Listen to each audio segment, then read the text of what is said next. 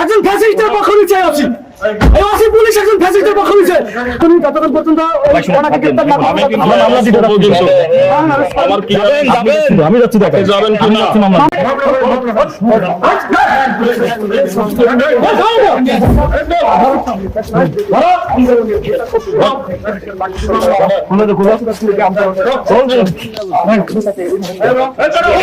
এদিকে আসেন তো।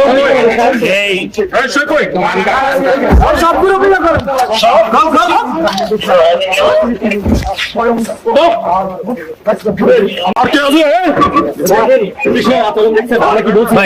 মামলা করতে যাবো, আমরা বলছি না মামলা করতে যাবো। মামলা করতে যাওয়ার কথা বলেও উনি আমাদেরকে এইভাবে আচরণ করে নিয়ে যাওয়াটা কিন্তু ঠিক করতেছিল। আমি বলছি না যে আমরা মামলা করতে যাচ্ছি।